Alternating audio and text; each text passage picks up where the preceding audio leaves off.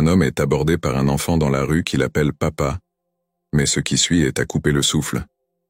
Mais avant de continuer, pensez à vous abonner pour que nous puissions partager plus d'histoires. Alexandre Durand, un homme de 38 ans au regard profond et aux cheveux bruns légèrement ébouriffés, se réveilla ce matin-là avec le doux chant des oiseaux filtrant à travers la fenêtre entr'ouverte de sa chambre. Les premiers rayons du soleil parisien éclairaient délicatement les murs aux teintes crème de son appartement du quartier de Montmartre. Le parfum subtil du café fraîchement moulu commençait à embaumer l'air, signe que la cafetière programmée s'était mise en marche. Il se leva, s'étirant lentement pour chasser les dernières traces de sommeil. Son regard se posa sur une photographie posée sur sa table de chevet, une vue du pont des Arts au crépuscule, qu'il avait prise lors d'une de ses promenades solitaires. Alexandre aimait ces moments de quiétude, où la ville lumière révélait ses secrets aux âmes attentives. Après une douche revigorante, il enfila sa blouse blanche soigneusement repassée, ajusta sa cravate bleu marine et attrapa sa mallette en cuir usé. En traversant le salon, il jeta un coup d'œil rapide à l'horloge murale. Il avait un peu d'avance. Il décida alors de marcher jusqu'à l'hôpital Saint-Michel, où il exerçait en tant que cardiologue depuis plus de 10 ans. Ce choix spontané allait marquer le début d'une journée qui changerait le cours de sa vie. En descendant les marches en colimaçon de son immeuble haussmannien, il salua Madame Bernard, sa voisine du 2e étage, qui promenait son petit chien. « Bonjour, docteur Durand, toujours aussi élégant » lança-t-elle avec un clin d'œil malicieux.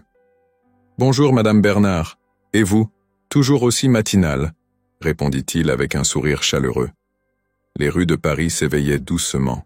Les boulangers sortèrent les premières fournées de croissants dorés, les terrasses de café accueillaient les lève-tôt savourant leur expresso, et les rayons du soleil jouaient avec les façades des bâtiments, créant une symphonie de lumières et d'ombres. Alexandre appréciait ces instants suspendus, où la ville semblait lui appartenir. En empruntant la rue Caulaincourt, il décida de traverser le parc Monceau, un lieu qu'il n'avait pas visité depuis des années. L'idée de flâner parmi les allées verdoyantes l'attirait irrésistiblement. En entrant dans le parc, il fut accueilli par le murmure des feuilles agitées par une brise légère, les statues élégantes, les bassins reflétant le ciel azur, les enfants jouant sous le regard bienveillant de leurs parents. Tout contribuait à une atmosphère paisible et harmonieuse. Alexandre se laissa porter par cette ambiance, oubliant un instant les responsabilités qui l'attendaient à l'hôpital. Il inspira profondément, savourant le parfum des fleurs fraîchement écloses. Il ignorait alors que cette promenade improvisée le conduirait vers une rencontre qui bouleverserait son existence.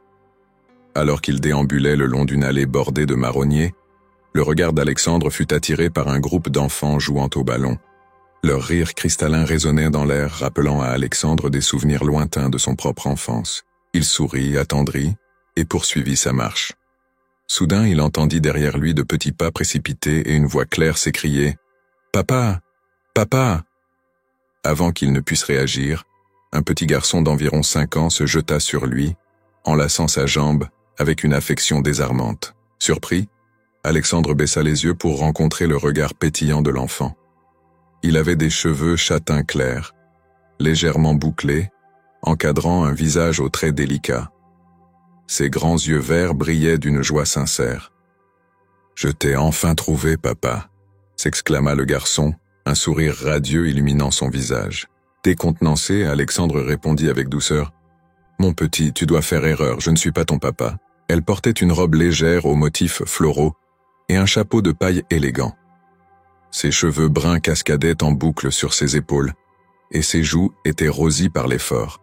« Thomas, ne t'éloigne pas comme ça, tu m'as fait peur !» dit-elle en posant une main protectrice sur l'épaule de l'enfant. Elle releva les yeux vers Alexandre, et leurs regards se croisèrent. Un instant suspendu où le temps sembla s'arrêter. Ses yeux bleus, profonds comme l'océan, exprimaient à la fois la surprise et une certaine reconnaissance. « Je suis vraiment désolé, monsieur. Mon fils vous a confondu avec quelqu'un d'autre. Il n'y a pas de mal, » répondit-il, tentant de masquer son trouble. Les enfants sont souvent imaginatifs. Pour l'instant, il est temps de rentrer. Une étrange sensation l'envahit, comme si un lien invisible le reliait à eux. Il tenta de chasser cette impression, se disant que c'était simplement le fruit de son imagination. Reprenant sa marche, il ne pouvait s'empêcher de repenser au visage de la jeune femme. Avait-il déjà croisé son chemin auparavant? Cette question le taraudait, sans qu'il puisse y apporter de réponse.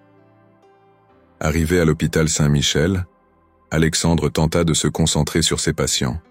La journée s'annonçait chargée, avec plusieurs consultations et une intervention chirurgicale délicate prévue en fin d'après-midi.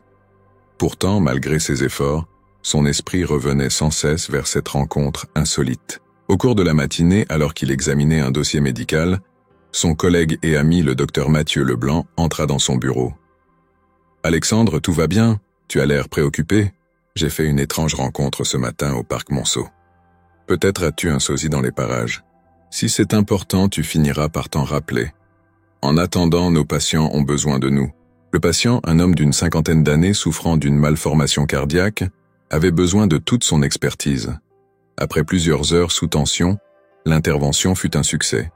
L'équipe médicale se congratula, satisfaite du travail accompli. « Bien joué, Alexandre », félicita l'infirmière principale, Sophie. « Tu as encore fait des miracles, c'est un travail d'équipe. » Le parc était désormais baigné dans la lumière dorée du crépuscule.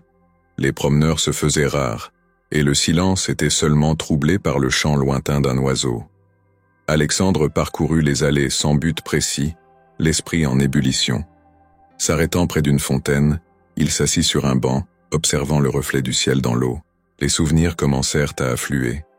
Il se rappela d'un été passé en Provence, 6 ans auparavant. Il y était allé pour un séminaire médical, mais avait prolongé son séjour pour profiter des paysages enchanteurs. Là-bas, il avait fait la connaissance d'une jeune femme nommée Camille. Ils avaient passé quelques jours ensemble, partageant des conversations profondes et des moments de complicité. Mais le temps et les circonstances les avaient séparés, et ils ne s'étaient jamais revus. « Camille » murmura-t-il. Était-il possible que la femme du parc soit cette même Camille? Le souvenir de ses yeux bleus, de son sourire, correspondait, et l'âge du petit garçon correspondrait également. Troublé par cette réalisation, Alexandre se leva brusquement. Il devait en avoir le cœur net. Décidé, il rentra chez lui, bien déterminé à retrouver cette femme mystérieuse et à éclaircir ce mystère qui le tourmentait. Après avoir passé une nuit agitée, Alexandre se réveilla avec l'impression que le destin tentait de lui transmettre un message. Les souvenirs de son été en Provence avec Camille étaient revenus par bribes, mais il avait besoin de certitude. Il décida de se rendre au parc Monceau, espérant la revoir. Ce matin-là, le parc était animé. Les joggeurs arpentaient les allées, les nounous poussaient des landaux, et les amoureux se promenaient, main dans la main. Alexandre, le cœur battant, scrutait chaque visage, cherchant désespérément celle qui occupait désormais toutes ses pensées. Après une heure de recherche infructueuse, il commençait à perdre espoir. Soudain, au détour d'un sentier ombragé, il aperçut Thomas assis sur un banc, jouant avec une petite voiture rouge. Non loin de lui, Camille était assise, plongée dans la lecture d'un livre. Le soleil filtrant à travers les branches créait une aura lumineuse autour d'elle.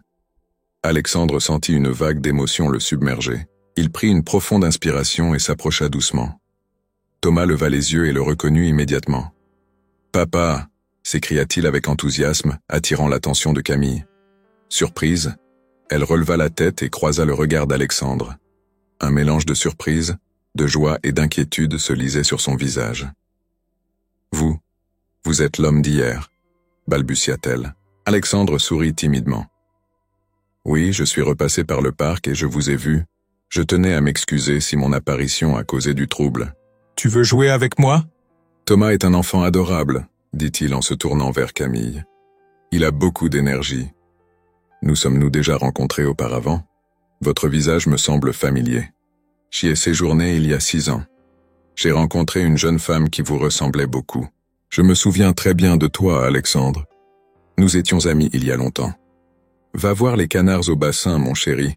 Je te rejoins dans un instant. » Alexandre sentit une multitude d'émotions le traverser. La surprise, la joie, la colère, la confusion. « Pourquoi ne m'as-tu rien dit? J'ai fini par accepter que tu ne voulais plus de contact. J'ai pensé que tu avais tourné la page, que notre histoire était juste une parenthèse pour toi. Nous avons tous les deux pensé que l'autre ne voulait plus de nous. Je ne veux pas te priver de lui, ni le priver de toi. Prenons les choses d'une étape à la fois. On pourra jouer au ballon. Sa vie venait de prendre un tournant inattendu, et il était déterminé à découvrir où cela le mènerait. De retour chez lui, Alexandre s'effondra sur son canapé, le regard fixé sur le vide. Les révélations de Camille tournaient en boucle dans son esprit. Il était père. Cette idée, à la fois effrayante et merveilleuse, le submergeait. Il se leva et se dirigea vers sa bibliothèque, sortant un vieil album photo. En l'ouvrant, il retrouva des clichés de cet été en Provence. Des paysages ensoleillés, des champs de lavande, des ruelles pavées. Et au milieu de tout cela, des photos de Camille et lui, souriant, insouciants, épris l'un de l'autre. Épris. Il se rappela leur promenade au bord de la rivière, leurs discussions tardives sous le ciel étoilé, leur rire partagé autour d'un verre de vin local. Leur séparation avait été soudaine, causée par des malentendus et des circonstances imprévues. Ils avaient tous deux repris le cours de leur vie, mais visiblement le destin avait décidé de les réunir à nouveau. Le téléphone sonna, le sortant de ses pensées. C'était Mathieu. « Alexandre, tu n'es pas venu au dîner ce soir. Tout va bien ? Beaucoup de choses en tête. » Le lendemain, il retrouva Mathieu au café. L'ambiance chaleureuse du lieu avec ses boiseries et ses lumières tamisées offrait un cadre propice à la confidence. « Alors, qu'est-ce qui te tracasse autant ?» demanda Mathieu en sirotant son café. Alexandre prit une profonde inspiration. « Je suis père. Pardon ? C'est un apprentissage continu. Mais tu as l'occasion de construire une relation avec ton fils. C'est une chance incroyable. Camille semble ouverte à ce que tu fasses partie de la vie de Thomas. Le reste viendra naturellement. Tu veux venir à la maison ou qu'on se retrouve quelque part ? » Le samedi matin arriva plus vite qu'Alexandre ne l'aurait imaginé. Le soleil perçait déjà à travers les rideaux de sa chambre lorsqu'il ouvrit les yeux, un mélange d'excitation et d'appréhension l'envahissant. Aujourd'hui, il allait passer la journée avec Thomas, son fils, et Camille. Il se prépara avec soin, choisissant une tenue décontractée mais soignée. Un jean foncé, une chemise blanche et une veste légère. Avant de partir, il s'arrêta un instant devant le miroir, prenant une profonde inspiration pour calmer les battements rapides de son cœur. En sortant de son immeuble, il fut accueilli par l'air frais du matin et le bourdonnement de la ville qui s'éveillait. Les rues de Paris étaient animées, les marchés s'installaient, les cafés commençaient à servir les premiers clients. Alexandre décida de prendre un taxi pour se rendre aux eaux de Vincennes, lieu de rendez-vous convenu avec Camille. Le trajet lui permit de réfléchir à la manière dont il allait aborder cette journée. Il voulait que tout se passe bien, pour Thomas, mais aussi pour Camille. Il se surprit à espérer que cette journée pourrait être le début de quelque chose de nouveau. Peut-être même la reconstruction de leur relation passée. Arrivé aux eaux, il repéra rapidement Camille et Thomas près de l'entrée principale. Thomas, vêtu d'un t-shirt coloré avec des animaux dessinés dessus, sautillait d'impatience en tenant la main de sa mère. Camille, rayonnante dans une robe d'été légère, lui fit un signe de la main en le voyant approcher. « Bonjour », lança Alexandre avec un sourire chaleureux. « Bonjour Alexandre », répondit Camille, légèrement nerveuse. « Thomas n'arrête pas de parler de cette journée depuis hier. Tu es prêt pour l'aventure ? Pourquoi les girafes ont-elles un si long cou ? Demanda-t-il, les yeux fixés sur les imposants mammifères. Eh bien, leur long cou leur permet d'atteindre les feuilles des arbres les plus hauts, où les autres animaux ne peuvent pas manger, expliqua patiemment Alexandre. Camille les observait, le cœur serré d'émotion. Voir Alexandre et Thomas interagir ainsi était à la fois merveilleux et bouleversant. Elle se sentait coupable de leur avoir, malgré elle, volé ces moments pendant tant d'années. Ils poursuivirent leur visite, s'arrêtant devant l'enclos des lions, puis celui des éléphants. À chaque fois, Thomas était émerveillé, applaudissant et riant aux éclats. Ils firent une pause pour déjeuner sur une aire de pique-nique, partageant des sandwichs et des fruits. « Alexandre, tu veux bien me raconter comment c'est d'être médecin ?» demanda soudainement Thomas entre deux bouchées. Surpris, Alexandre sourit. « Bien sûr, être médecin, c'est aider les gens à aller mieux. Je travaille à l'hôpital et je soigne les cœurs des personnes malades. » Camille ajouta, « Tu sais, Thomas, Alexandre aide les gens à rester en bonne santé pour qu'ils puissent passer du temps avec ceux qu'ils aiment. Je ferai tout mon possible pour que nous passions beaucoup de temps ensemble, mon grand. » Alors que Thomas s'était assoupi, Épuisés par tant d'émotions, Camille et Alexandre profitèrent de ce moment de calme pour discuter. « Merci pour cette journée, Alexandre. Thomas n'a jamais été aussi heureux, » dit-elle en regardant tendrement son fils endormi. « C'est moi qui te remercie de m'avoir permis de partager cela avec vous. Il est extraordinaire. Peut-être que le destin a voulu que nous nous retrouvions à ce moment précis. On rentre à la maison ?» demanda-t-il en se frottant les yeux. « Oui, mon chéri, il est temps de rentrer », répondit Camille en lui caressant les cheveux. En quittant le zoo, Alexandre ressentit une étrange sensation de plénitude. Cette journée avait été plus que ce qu'il aurait pu espérer. Il se promit de tout faire pour construire une relation solide avec son fils et peut-être raviver celle avec Camille. Les semaines qui suivirent furent remplies de moments partagés. Alexandre passait autant de temps que possible avec Thomas, l'emmenant au parc, au musée, ou simplement jouant avec lui chez Camille. Chaque jour, il découvrait un peu plus la personnalité attachante de son fils, sa curiosité insatiable, son sens de l'humour, sa sensibilité. Un après-midi, alors qu'il construisait un château en Lego dans le salon de Camille, Thomas posa une question qui surprit Alexandre. « Papa, pourquoi tu ne vis pas avec nous? Et maman est toujours contente quand tu es là. » Thomas m'a posé une question intéressante aujourd'hui, commença Alexandre. « Je sais, il m'en a parlé, » répondit Camille en souriant faiblement. « Il est très perspicace pour son âge. Et je me demande si nous devrions envisager de passer plus de temps ensemble, tous les trois. Et je crois que nous pourrions essayer de reconstruire ce que nous avions. Mais je pense que nous devons au moins essayer, pour nous et pour lui. Je promets de faire tout mon possible pour que cela fonctionne. » Grand, élégant, il arborait une expression sévère. « Camille, qui est cet homme ?» demanda-t-il d'un ton sec. Elle pâlit légèrement. « Pierre, qu'est-ce que tu fais ici ?»« Bonsoir, je suis Alexandre Durand. Tu ne penses pas que Thomas mérite mieux que des allées et venues imprévisibles ? Tu n'as pas à te mêler de nos affaires. Pierre est un ami de la famille, un peu trop protecteur.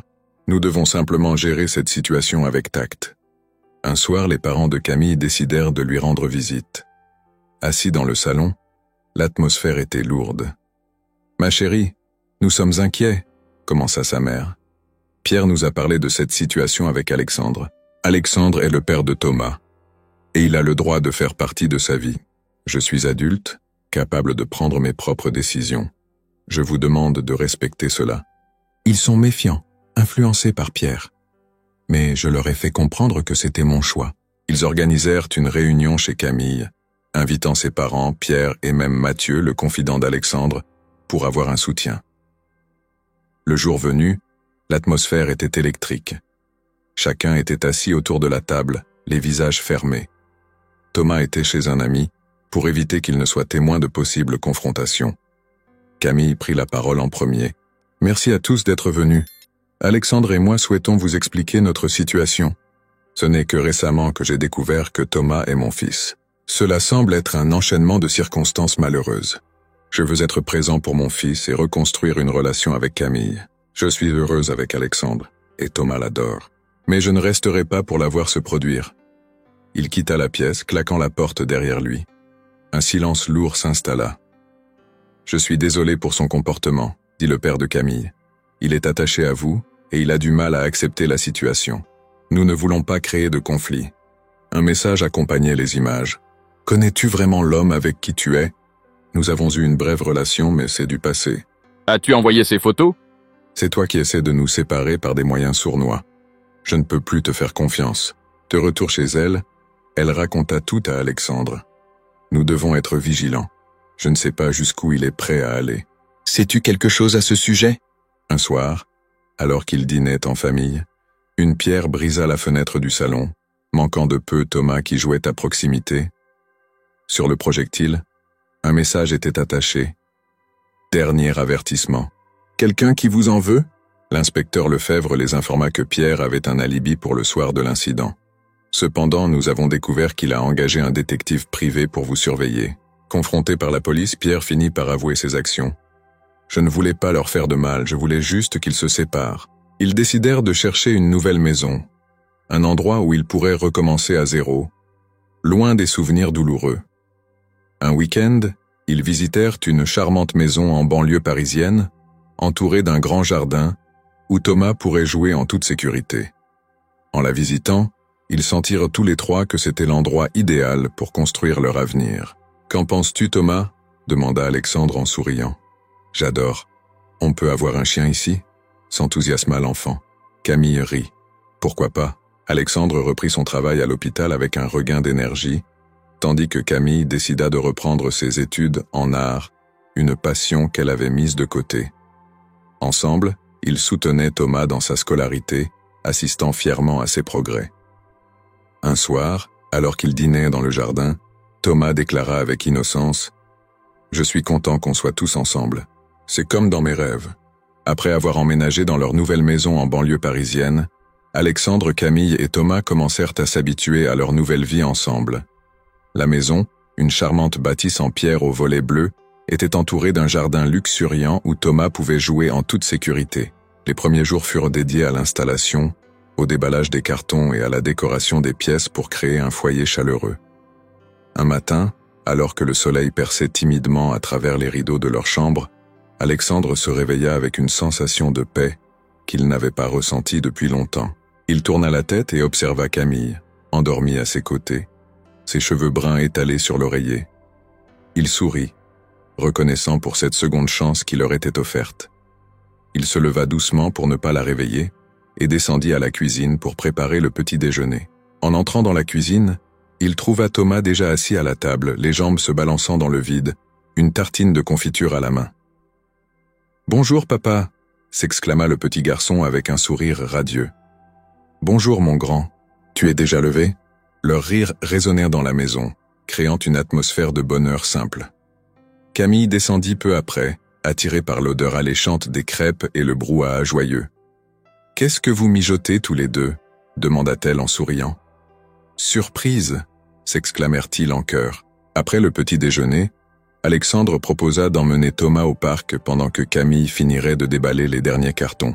« Profites-en pour te reposer un peu » lui dit-il en lui déposant un baiser sur le front. Au parc, Alexandre et Thomas jouèrent au football, firent du vélo et observèrent les nuages en s'allongeant dans l'herbe. À un moment donné, Thomas se tourna vers son père avec un air sérieux. « Papa, pourquoi tu n'étais pas avec nous avant ? Ta maman et moi nous sommes perdus de vue avant ta naissance. Je ne savais pas que j'avais un fils jusqu'à récemment. Je suis content que tu sois là. Papa m'a appris à faire des passes au foot et on a vu un écureuil. Il t'a posé des questions, n'est-ce pas ? Demanda Camille doucement. Oui. Il voulait savoir pourquoi je n'étais pas là avant. Il comprend plus de choses qu'on ne le pense. Je me sens tellement chanceux de vous avoir tous les deux dans ma vie. Que dirais-tu si nous nous marions ? La date fut fixée pour le printemps suivant, lorsque les fleurs seraient en pleine éclosion et que le temps serait doux. Un après-midi, alors qu'il feuilletait des catalogues de robes de mariée, Camille se tourna vers Alexandre avec une expression pensive. « Il y a quelque chose dont je dois te parler. Je t'écoute. À l'époque, après notre séparation en Provence, j'ai découvert que j'étais enceinte. J'étais à la fois effrayé et excité. J'ai essayé de te contacter, mais comme je te l'ai dit, tu avais changé de numéro et d'adresse. Ma mère est tombée gravement malade et j'ai dû déménager pour m'occuper d'elle. Mais je n'ai jamais reçu de réponse. J'aurais tout fait pour être à tes côtés. Je suis désolé que tu aies dû traverser cela seul. Et maintenant, nous pouvons tourner la page et écrire un nouveau chapitre ensemble.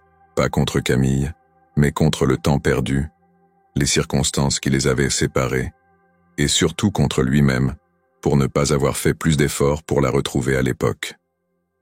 Un soir, alors qu'il travaillait tard à l'hôpital, il confia ses sentiments à Mathieu, son ami de toujours. « Je me sens coupable, tu sais. J'aurais dû chercher plus activement Camille, après notre séparation. Peut-être aurais-je pu éviter qu'elle traverse tout cela seule. Parfois, exprimer ses émotions à quelqu'un de neutre peut aider à les apaiser. » Lors de leur première séance, il lui raconta toute l'histoire, exprimant ses peurs, ses regrets et ses espoirs. « Il est normal de ressentir de la colère et de la culpabilité dans de telles circonstances, » lui dit-elle avec douceur. « Mais il est important de reconnaître que vous avez fait de votre mieux avec les informations dont vous disposiez à l'époque. Et en vous concentrant sur le présent, sur ce que vous pouvez faire pour votre famille maintenant. » Un soir, alors qu'il se promenait dans le jardin après le dîner, Camille remarqua son air pensif. « À quoi penses-tu » Nous avons tous les deux souffert de cette situation, mais l'important est que nous soyons ensemble maintenant. Thomas t'adore, et moi aussi. Alexandre avait choisi un costume sobre mais raffiné, accompagné d'une cravate assortie aux couleurs du bouquet de Camille. Ils décidèrent d'organiser la cérémonie dans un petit village de Provence, là où tout avait commencé pour eux. Le lieu était une charmante chapelle entourée de champs de lavande, offrant un cadre idyllique pour célébrer leur union. La veille du mariage, ils arrivèrent sur place avec Thomas. Le petit garçon était excité à l'idée de voir ses parents se marier. « Je vais être le porteur des anneaux », s'exclamait-il fièrement. Le soir, réunis autour d'un feu de camp avec leurs proches, ils partagèrent des histoires et des souvenirs. Mathieu prit la parole pour porter un toast. Alexandre et Camille, deux âmes qui se sont retrouvées malgré les obstacles. Puisse votre amour continuer de grandir et d'inspirer ceux qui vous entourent. Votre présence rend ce moment encore plus spécial. Thomas apporta les anneaux avec sérieux, provoquant des sourires attendris parmi l'assemblée. Après l'échange des vœux, ils se dirigèrent vers le lieu de réception, une ancienne bastide restaurée avec goût. Le repas fut une célébration des saveurs provençales, avec des plats préparés à partir de produits locaux. Au cours de la soirée, Alexandre prit le micro pour une déclaration spéciale. « Je voudrais profiter de ce moment pour remercier Camille de m'avoir donné le plus beau cadeau qui soit, notre fils, Thomas. Et je promets de chérir chaque instant passé avec vous. Je suis reconnaissante pour chaque jour passé à tes côtés. Oui, absolument parfaite. » La lune éclairait doucement les champs environnants, et une brise légère apportait le parfum enivrant de la lavande. C'était le début d'un nouveau chapitre de leur vie, empli de promesses et d'espoir. Après leur mariage enchanteur en Provence, Alexandre et Camille rentrèrent chez eux, prêts à entamer cette nouvelle étape de leur vie. La maison en banlieue parisienne, qu'ils avaient choisie avec soin, était désormais un véritable foyer où régnait chaleur et affection. Les murs étaient décorés de photos de famille, capturant des moments précieux. Thomas soufflant ses bougies d'anniversaire, des escapades au parc, des soirées passées à cuisiner ensemble. Alexandre, bien qu'aguerri dans son rôle de médecin, découvrait les défis et les joies de la parentalité au quotidien. Il s'émerveillait de la curiosité insatiable de Thomas, de sa capacité à s'émerveiller des petites choses, comme une coccinelle trouvée dans le jardin ou un arc-en-ciel après la pluie. Cependant, il réalisait également que d'être père ne se limitait pas aux moments de bonheur, mais impliquait aussi des responsabilités et des sacrifices.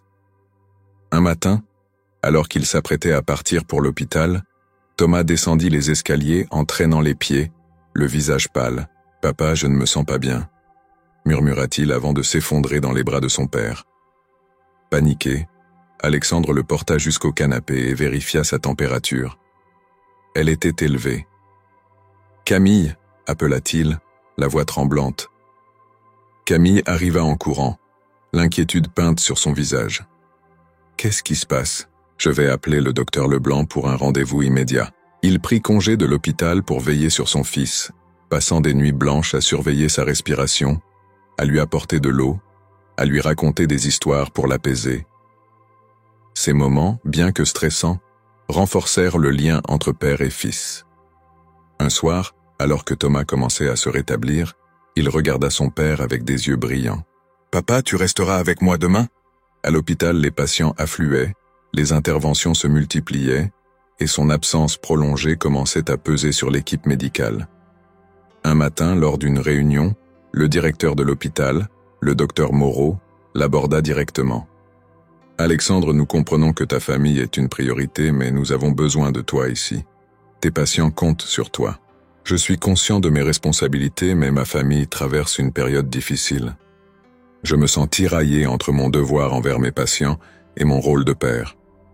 Et je ne veux pas négliger notre famille. » Ensemble, ils créèrent un système qui leur permettait de se soutenir mutuellement.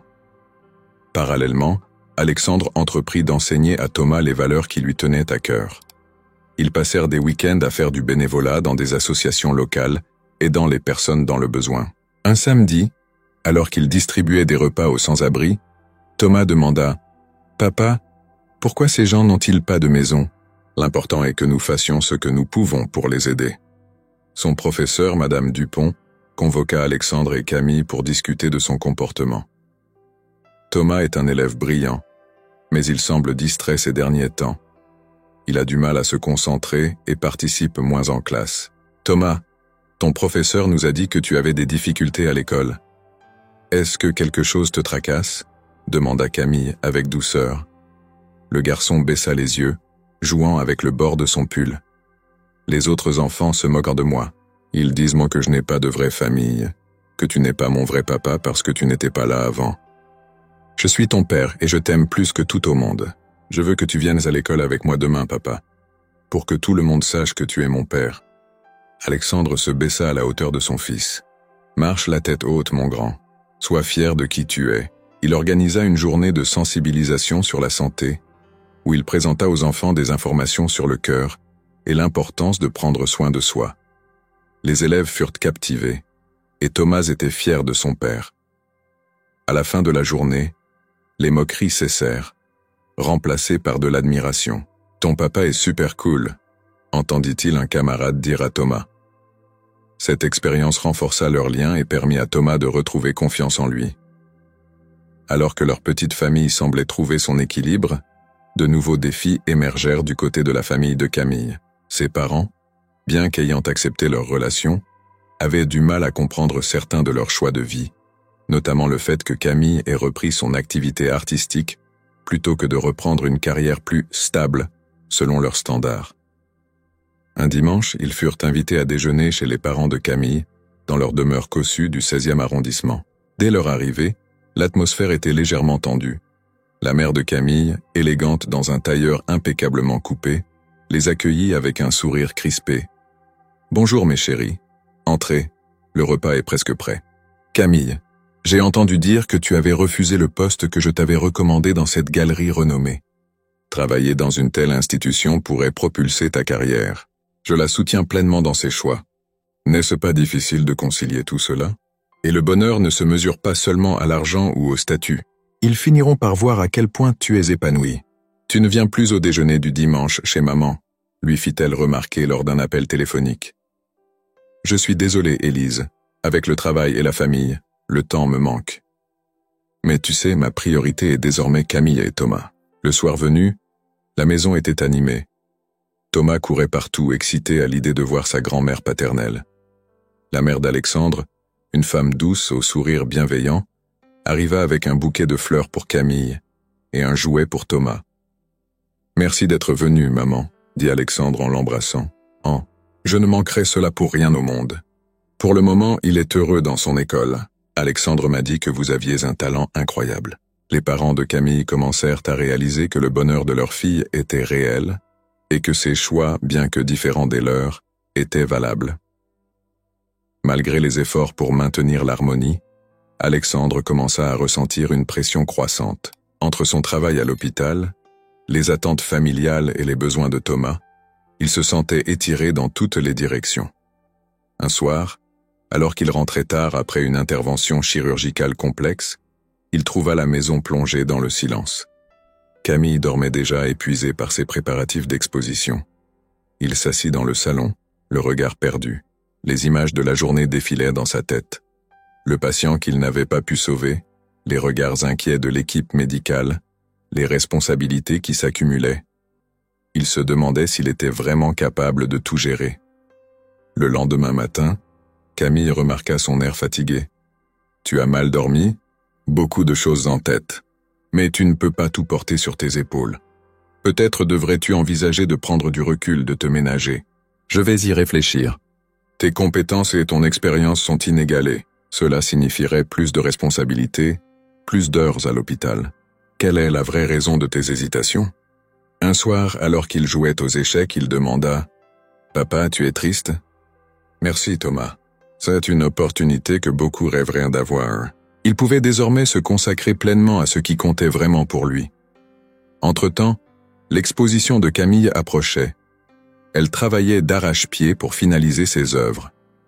Un soir, elle montra à Alexandre une peinture particulièrement émouvante, une représentation abstraite de leur famille, entourée de couleurs vives et de motifs harmonieux. « C'est magnifique », murmura-t-il, ému. Je voulais capturer notre essence, notre parcours. Je suis désolé d'avoir douté de tes choix. De retour à la maison, Alexandre et Camille profitèrent d'une soirée tranquille. Je suis heureux que tout se soit bien passé, dit-il en lui servant un verre de vin. Moi aussi, et je suis reconnaissante pour ton soutien. Laquelle? Je vais avoir un petit frère ou une petite sœur. Nous avons surmonté tant d'obstacles. L'arrivée de la nouvelle grossesse de Camille avait apporté une joie immense à la famille. Thomas était ravi à l'idée de devenir grand frère, passant ses soirées à dessiner des images de lui jouant avec le futur bébé. Alexandre et Camille, de leur côté, s'investissaient pleinement dans les préparatifs, transformant la chambre d'amis en une nurserie accueillante au ton pastel, ornée de mobiles colorés et de peluches douces. Cependant, à mesure que les mois avançaient, des défis inattendus commencèrent à surgir. Un soir, alors que le crépuscule enveloppait leur maison d'une lueur orangée, Camille ressentit une douleur aiguë dans le bas-ventre. Inquiète, elle appela Alexandre qui était encore à l'hôpital pour une urgence. « Alexandre, je ne me sens pas bien. J'ai des douleurs et je saigne légèrement, » dit-elle, la voix tremblante. Alexandre, alarmé, lui répondit avec douceur.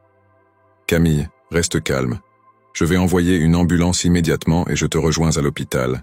Tout va bien se passer. » À son arrivée, il trouva Camille installée dans une chambre, sous la surveillance attentive du docteur Lefebvre, gynécologue réputé. « Alexandre, nous avons effectué des examens. Il semble que Camille fasse une menace de fausse couche. Nous devons la garder en observation et lui prescrire du repos complet, » expliqua le docteur Lefebvre avec professionnalisme. Camille, les yeux rougis, tendit la main vers Alexandre. « Je suis désolé. J'ai peut-être trop forcé ces derniers temps avec l'exposition et les commandes. Nous allons faire tout ce qu'il faut pour que toi et le bébé soyez en sécurité. » Il apportait des livres à sa mère, lui racontait des histoires et veillait à ce qu'elle ne manque de rien. Un après-midi, alors qu'Alexandre rentrait de l'hôpital, il trouva Thomas assis devant la porte de la chambre de sa mère, un air soucieux sur le visage. « Papa, est-ce que maman va aller mieux ?»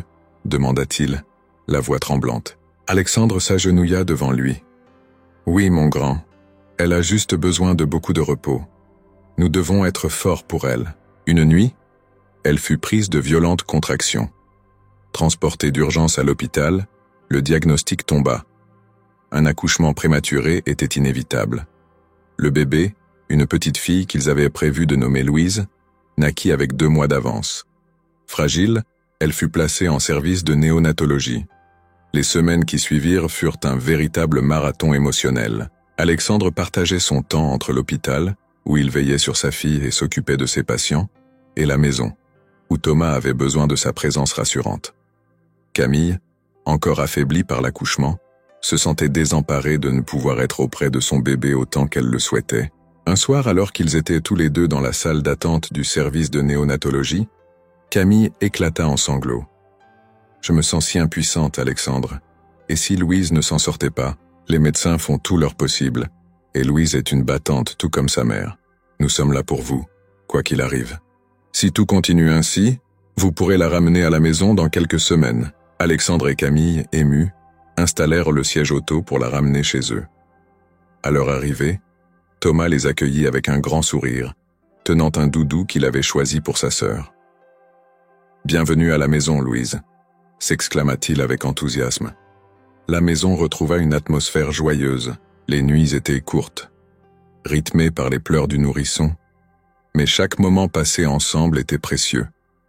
Camille reprenait des forces, soutenue par Alexandre qui s'impliquait pleinement dans les soins de Louise. Cependant, l'expérience les avait marqués. Alexandre, conscient de la fragilité de la vie, décida de réévaluer ses priorités. Un soir, alors qu'ils observaient Louise dormir paisiblement, il confia à Camille. « Cette épreuve m'a fait réaliser à quel point chaque instant est important. J'envisage de réduire encore mes heures à l'hôpital pour passer plus de temps avec vous. C'est un choix. Je veux être présent pour vous, voir nos enfants grandir. » Alors qu'il planifiait ce nouveau départ, une opportunité inattendue se présenta à Alexandre. Un ancien collègue, le docteur Nicolas Lambert, le contacta pour lui proposer de rejoindre une mission humanitaire en Afrique, visant à installer des centres de cardiologie dans des zones reculées. « Alexandre, c'est une chance unique. Nous avons besoin de ton expertise. Ce serait pour une durée de 6 mois, » expliqua Nicolas lors d'un appel vidéo. Alexandre, pris au dépourvu, ressentit un mélange d'excitation et de confusion. C'est une proposition tentante, mais je dois en discuter avec ma famille. Qu'en penses-tu? Emmener les enfants en Afrique avec les risques sanitaires, ce n'est pas envisageable pour le moment. Peut-être pourrais-tu proposer une alternative, comme une mission plus courte ou des consultations à distance. Si c'est ce que tu peux offrir, nous l'acceptons avec gratitude. Les adieux furent émouvants. Prends soin de toi, murmura Camille en le serrant contre elle. Je reviendrai vite. Je vous aime. Chaque soir, il appelait sa famille via une connexion Internet souvent capricieuse. Voir les sourires de Thomas et de Louise, entendre la voix apaisante de Camille, lui donnait la force de continuer. Cependant, au bout de 2 semaines, une épidémie de fièvre hémorragique éclata dans la région. Les autorités locales imposèrent des restrictions strictes, limitant les déplacements. Alexandre se retrouva confiné sur place, incapable de rentrer comme prévu. Inquiète, Camille tenta de le joindre, mais les communications étaient interrompues. Les jours passèrent, l'angoisse grandissant. Elle contacta le ministère des Affaires étrangères pour obtenir des informations, mais les réponses étaient vagues. Un soir, alors qu'elle mettait les enfants au lit, le téléphone sonna. « Camille, c'est Alexandre. » Camille devait gérer seule la maison, les enfants, ses propres inquiétudes. Thomas, ressentant le stress de sa mère, commença à faire des cauchemars. « Est-ce que papa va revenir ?» demandait-il régulièrement. « Bien sûr, mon chéri, il fait tout pour rentrer. » Le monde de Camille s'effondra. Elle se rendit chez ses parents, incapable de faire face seule à cette nouvelle. Sa mère la prit dans ses bras. « Nous sommes là pour toi. Tu n'es pas seul. » Heureusement, il ne développait aucun symptôme grave, mais devait rester en quarantaine. Finalement, après un mois d'attente insoutenable, Alexandre fut autorisé à rentrer en France. À son arrivée à l'aéroport, Camille l'attendait, les larmes aux yeux. Ils se jetèrent dans les bras l'un de l'autre, soulagés et reconnaissants. « Je suis tellement désolé de t'avoir fait vivre ça, » murmura-t-il. « Le principal est que tu sois sain et sauf. Plus jamais je ne veux te voir partir ainsi. » Il décida de se consacrer pleinement à eux, mettant de côté les missions à risque. De retour chez eux, la famille retrouva une routine paisible. Les enfants étaient ravis de revoir leur père, et Alexandre savourait chaque instant passé avec eux. Il reprit son travail à l'hôpital, mais avec une perspective différente. Il s'impliqua davantage dans des projets locaux, visant à améliorer l'accès aux soins dans les quartiers défavorisés de Paris. Camille, de son côté, continua de développer sa carrière artistique.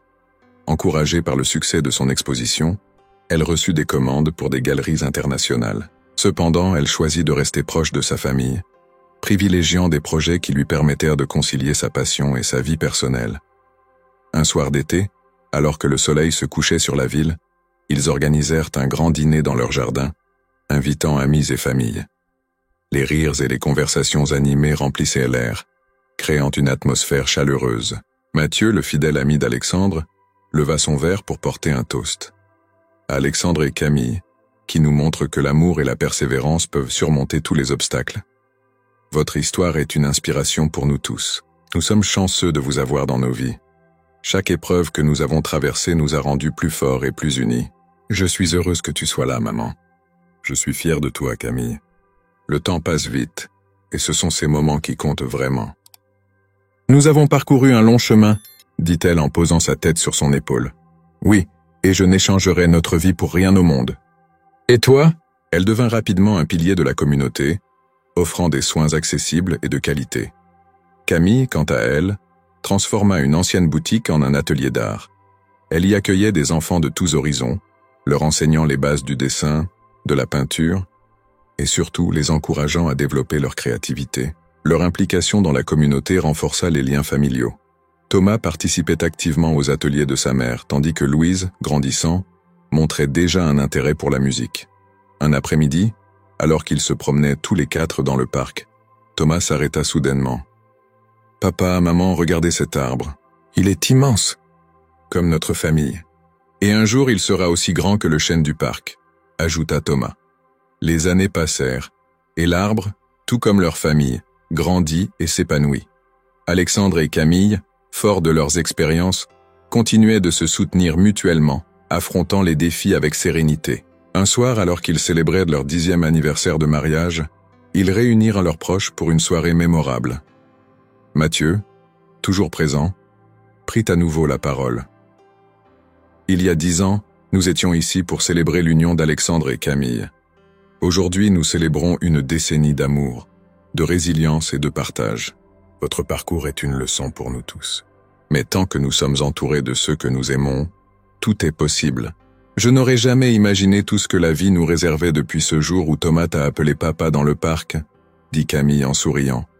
Ce fut le début de la plus belle aventure, répondit Alexandre. Et ce n'est pas fini. Il nous reste tant à vivre, à découvrir. Et tandis que le vent faisait frémir les feuilles de leur arbre, ils savaient que, quels que soient les défis à venir, ils les affronteraient main dans la main, unis par un lien indéfectible.